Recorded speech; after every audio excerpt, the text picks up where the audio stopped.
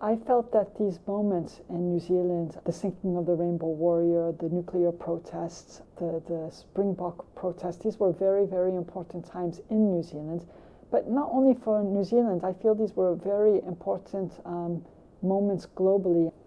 I didn't want to approach history as history per se in this novel, but as something that's vibrant and alive. And so I approached it the way we actually approach history, not as history at all, but as just events that are happening at the time. And we experience this in different ways. Sometimes it's something, an event that we just learn about and it affects us, learning about what's happening or happening to other people. Sometimes it's an event that changes either the course of our day or the course of our life. And so I wanted to integrate it into the story like this, the way we as people actually experience these events.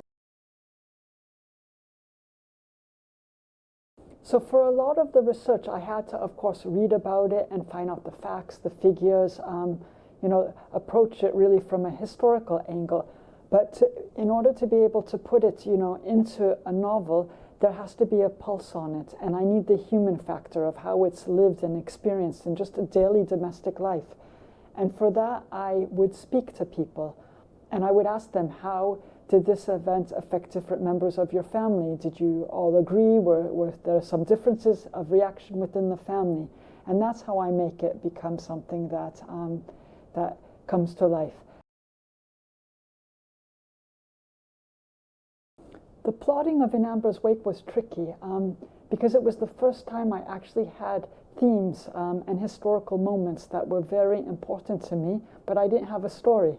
So my first challenge was to find a story that I felt could rise to this period. So I had beginning, I had middle, but I didn't have an ending. And as I'm sitting there, trying to think of it, and at some stage I remember 3 weeks just walking in circles around the lounge, trying to find the right ending. I did have endings coming to me, but they were the wrong ending. They would make the story a bit of a thriller or take a direction I didn't want the story to go in. And then it was a bit of a light bulb moment when I finally found, what was for me the perfect ending for this story. It's as if the story wants to go to the most expected, take the most expected course, to the most expected ending. And I have to fight against that current. As young people, we might have a kind of easy course all filled out, right to the end of how our life is going to be, what we're going to do in our job, the kind of person we'd like to be with or not be with, or, what our family would be like. And in fact, life doesn't happen that way. And actually, that's a good thing that it doesn't happen that way. Things don't go the way we plan them, and for that I want stories and my characters to be true to life. I lived on a horse breeding farm in France, and it was very helpful for me for the setting that's in Fencourt, Cambridge, because it was material I could use, and there were specific moments that I remembered very vividly and memories, and that I could use direct experience into given passages. I try to understand what their pains are, what their hopes are, what their dreams are. I start to carve out the past, what was the childhood like in this particular family, and even just by going with the hopes and the dreams and where they'd love to be in the future, where they've come from in the past, this helps me to slowly start to bring these characters to feel like they're people that I could know and I start to feel close to. What were their complex emotions? Because we don't feel things in such simplistic ways. We have many mixed emotions, and all of those have to be understood to really understand somebody in depth. And so I would construct the family of each one very carefully. This took time. Where is their home located? What does the home look like? What does the bedroom look like? What's in the closet? What would be in their drawers? People make mistakes. Sometimes people say stupid things and things that they'll regret. I feel it's essential that my characters have their best moments, but they also have their worst moments, and I give a true reflection of what the human spectrum of emotion is really like. I was going back and forth between Nelson and LA at the time for the award season when JoJo Rabbit had come out. And at every event, I had people coming up to me asking me, what are you doing next? Can we see it? And one of these wonderful people was Mimi Polkitlin, who produced Thelma and Louise. She asked to read the manuscript, so I sent it. It was just a manuscript at the time. Was it the finished novel? I was never expecting to hear back from her again. I was still working on the manuscript. And then out of the blue, I got this email saying that she absolutely loved the story, that she felt it was completely relevant to today, and that she wanted to produce it.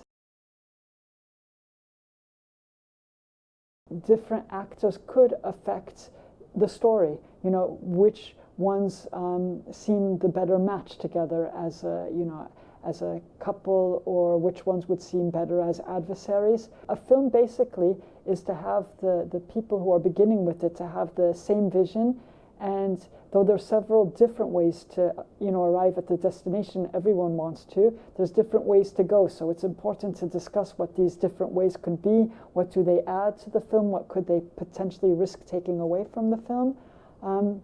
But then it's my role, I feel, once the director's ready, to say action for the first time, is for me to just relax and let the magic happen. A script is a different thing. There's mainly the directions, you're given directions, and then there's a lot of dialogue. So though when you look at a script, it might seem, relatively thin, there's a lot of double spacing, and the dialogues have huge margins, it is quite tricky. So for example, the directions need to be well said, but they don't need to be beautifully said. So they have to be concise. In fact, it wouldn't be a good thing that the direction goes on any more, one word more than it needs to be. The dialogue has to be, like the book, the dialogue has to be very real to life, the way people speak. However, sometimes the dialogue has to communicate a little something through dialogue or through direction that in the book could have been explained in another way. So though the film script is shorter, it's very crystallized, and with less tools and less flexibility, you still have to be able to say the full story and the full emotional essence.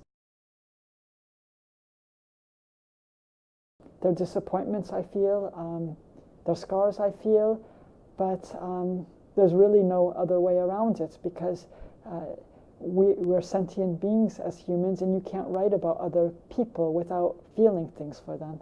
I still remember one time when I went to speak to a school, and a little girl in primary school asked me a question no one had ever asked me before.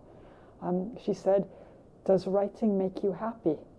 And I had just written Encaging Skies, and I had to stop and think, because a lot of that novel on World War II gave me immense pain, and I had to admit, no, sometimes, it's a painful experience, and it can really affect me.